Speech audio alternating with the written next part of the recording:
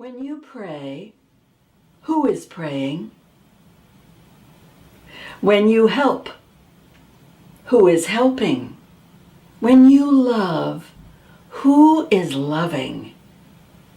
When you live, who exactly is living? Have you ever considered these questions? I never had until a beautiful spring morning in March 2013. My global, live, annual, once-a-year course, Soul Vows, had just begun.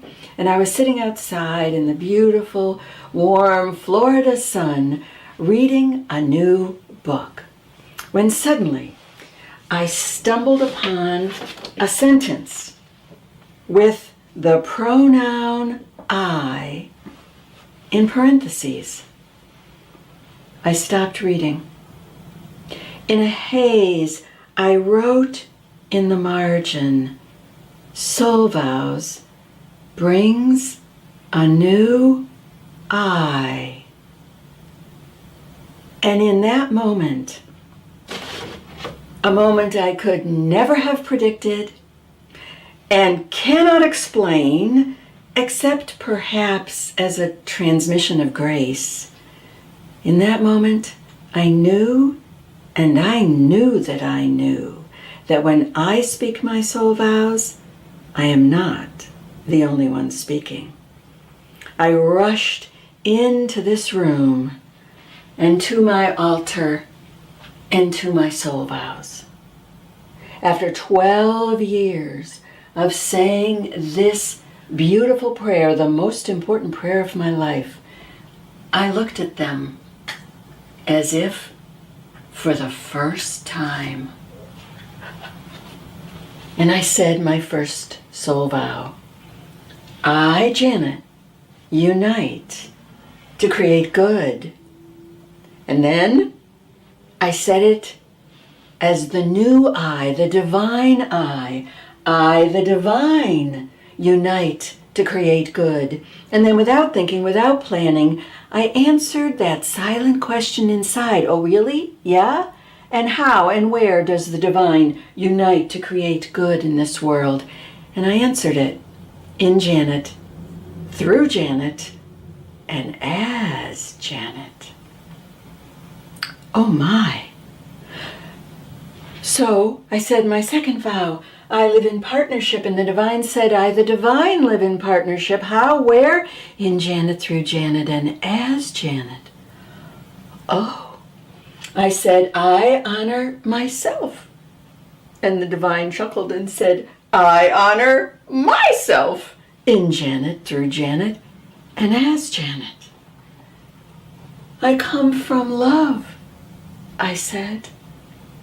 And then I, the divine, come from love. But where and how and when? In Janet, through Janet, and as Janet. I had to stop and take in the true meaning, the deep meaning, the mystical meaning of this holy, holy vow. Then I got to the one I've struggled with the most. I surrender. There is no path but God's. How is God going to say that? Well, God had me in stitches. I, the divine, surrender. Why? Because there is no path but God's. Where? In Janet, through Janet, and as Janet. Will you think about this? God surrenders, and God surrenders to life in me. Whoa.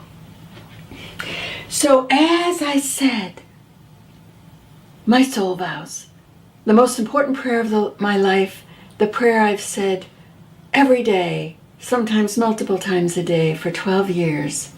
On that March morning, I watched as these vows transformed from a beautiful spiritual practice, a 2-part covenant that helped me bring my presence, small p presence, the best Janet presence I can into the world, into a mystical prayer a prayer of divine union, the prayer of the sacred marriage.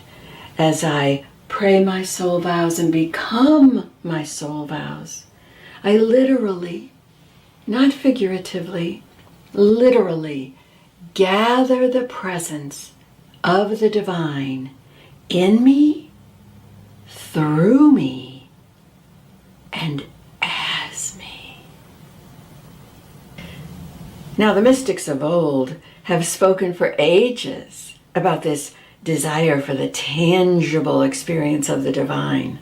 But the path seemed long and arduous, and it seemed to require stepping away from the mainstream of life and into a desert or ashram or monastery. But you, right here, right now, in your modern, wild, distracted life, can experience this sacred union. How? In your soul vows. And as you live and become your soul vows, you too will gather the presence of the divine in you, through you, and as you.